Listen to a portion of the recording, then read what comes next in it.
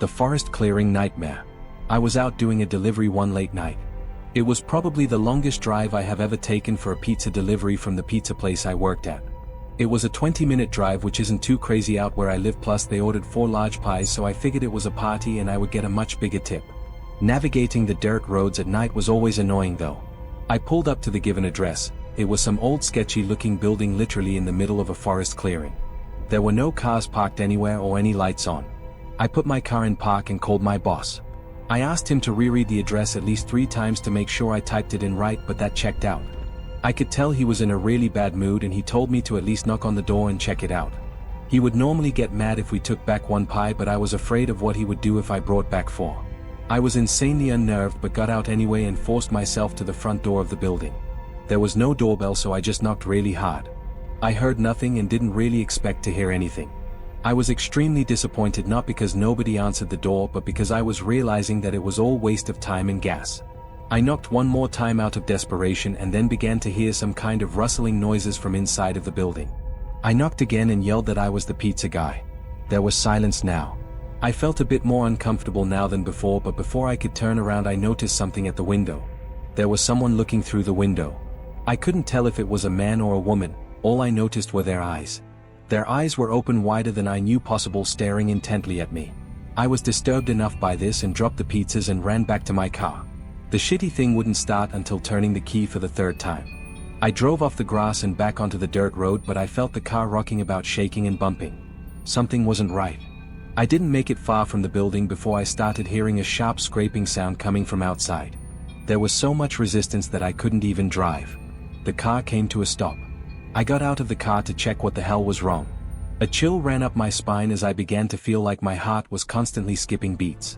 My tires had been slashed and had completely fallen off the rim. Not just the front though, all 4 tires were slashed. I realized somebody did this when I was knocking on the door to that building. Instead of running, I got back in the car and locked the doors. I was so close to that building I could practically see it from where I was if it weren't for the trees blocking the view. I dialed 911 and explained everything to the operator.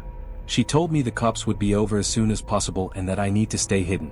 I asked her if it was advisable to stay in the car or run, and she told me it would be best to stay in the car with the door locked. She asked me to stay in the line with her until the cops arrived. My whole body was shaking in all directions. There was nothing but dark, seemingly endless forest. I knew it would take forever for the cops to get there. I was not comfortable with sitting in that car so close to whoever did this. The next part though is what utterly destroyed me. It still shakes me to this day, and I hope nobody ever has to experience this kind of fear. As I was scanning all the windows making sure nobody was outside, I looked in the rearview mirror and there was the same person I saw at that window, eyes open wider than ever.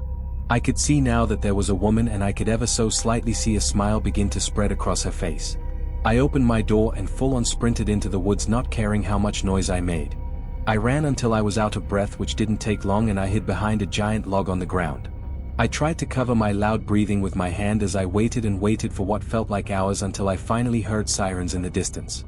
I gathered up all the stamina I had left to run all the way back in the direction of the dirt road. Eventually the glowing red and blue lights came into view, and I had never felt better in my life. They were parked in front of my car, investigating with flashlights. I came out yelling at them like a lunatic to help me. I fell to the floor and started to gag, almost throwing up from running so much. They picked me up and began to question me, to which I explained everything to the best of my ability. One of the 2 cars drove over to the building and the 2 officers began to search the building. They came back with nothing except for a couple of spiky objects. These objects were exactly the same as the ones used to slash my tires. The cops guessed that it was some kind of sick, deranged couple, being that I saw the woman, but unfortunately they were never found, and that still kills me to this day. I obviously quit my job right after that and started working at a local grocery store. I know that I'll never forget seeing that woman at the back of my car.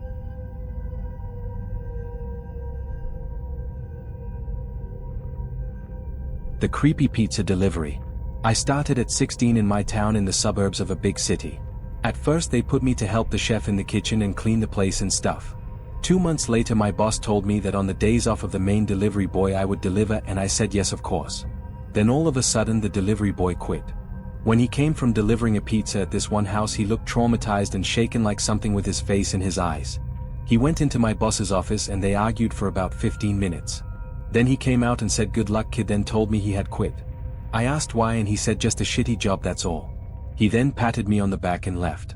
I knew it was something else than just a shitty job, but I didn't think much of it. That was the last time I saw him.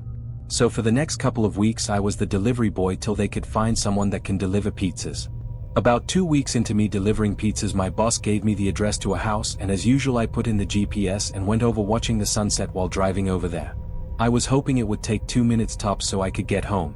Unfortunately, it was in the rural side of town where the houses are like a quarter mile from each other. I stopped in front of the 2-floor house and looked at it. I got the creepiest feels when I stared at it. Lawn not cut with weeds, dead trees, and the old porch with no chairs or flower pots or tables, just plain. It seemed abandoned, but I got out anyways and knocked on the door. I was hoping my boss gave me the wrong address or something so I could get the hell out of there. Then the door lock started to shake and the door opened. It was an old lady, at least 70 years old or something around there, with white hair, teeth missing and skinny, very short too, but her eyes just glaring at me. It really freaked me out. I figured if I was nice things would turn out okay. "Pepperoni pizza," I said as friendly as I could. "Yes," she said with a hoarse voice as if she had a sore throat. "Alrighty, here you go." I handed the pizza over, but she just looked at it with no emotion and didn't take it, getting her purse. "Did you come with someone else?" I froze, then quickly looked up at her, still glaring at me. That question really frightened me. No," I said. "Where's the other one? He ran off on me last time he came." "Ran off?" I thought. It didn't make sense. "He quit some weeks ago," I said. "Then she got her purse and started searching for money, or so I thought. She did for about a minute, the longest minute ever. And with the hands in her purse she stopped and looked at me, not in a look of surprise or in confusion, but just like as if she was thinking really hard on something. I could tell she was holding something in her right hand inside the purse, but I couldn't see what. I really started to freak out at this point. What if it was pepper spray or a knife or even a gun? I mean, what could take her so long to get $10 out of her purse? Then behind her I saw a shadow, a silhouette of a man coming to the door. And all of a sudden I heard footsteps crushing the leaves on my left side next to the porch, and a man's deep voice saying, "Hey." I looked over and saw a head of a middle-aged man with a look of anger peeking over the porch. This guy then started to climb the porch, and that was when I realized I had enough. I darted to my car, threw the pizza inside, turned it on and drove off. I didn't look back as I drove off in the dark. I had to lie and pay for the pizza out of my own pocket, but it was worth it. On the day I quit, I decided to tell my boss what happened that evening, to which he freaked out as well and asked me why I hadn't told him. He said James told him something like he just walked out of there and didn't pay attention to her.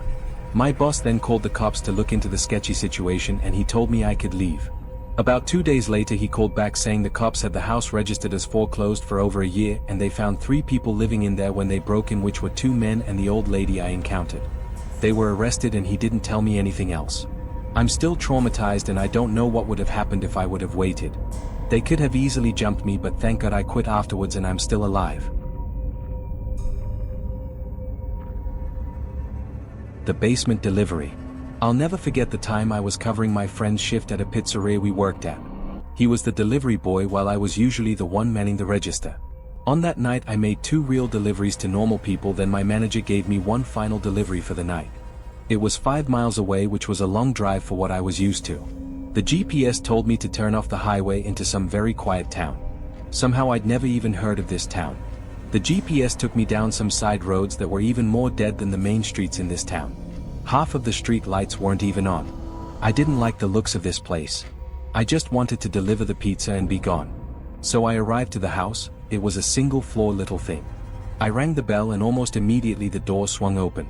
There was an older man, maybe in his upper 50s, that opened the door. His few hairs left on his head were gray and he had a very pale face with a gray mustache. He gave me a smile and told me he'd be right back. He walked away into his house out of view, and I just stood there in the cold waiting for him. I was a little uncomfortable with the area, and the looks of the guy answering didn't help. The sound of stomping on the creaky floors inside the house came to the door as the man appeared back in the doorway with a smile. He said I should come inside where it's warm while I waited. I told him it's okay, but he just started nudging for me to come inside. I cannot justify my actions, but it was like 5 degrees outside. I foolishly stepped inside the sketchy stranger's house. He shut the door behind me and stepped off into another room in a hurry. It wasn't even much warmer in the house. He clearly didn't even have a heating system. I found myself creeping closer and closer to the door as I got more uncomfortable. Then the man came out of another room and gave me another smile. He opened up a door apparently leading to the basement. He looked down and told me that he normally leaves his money down there. He asked me to come down there with him, but I refused. Even from where I was standing I could see it was totally pitch dark down there. And then what happened next is where it all fell apart. I heard the sound of a creaking step coming from the basement. Somebody else was down there. I decided it was time to go and turned around to open the door, but the man was already right on top of me. I punched him in the face and managed to get him in a hold, but I heard somebody stomping up the basement steps and I had to get out of there. I pushed the man to the floor, ran outside, got in my car and drove off without looking back. I told my manager everything and he called the cops, but I don't know whatever became of that. My manager gave me a couple days off afterwards. Since then I am much wiser to the fact that you should never enter a stranger's house.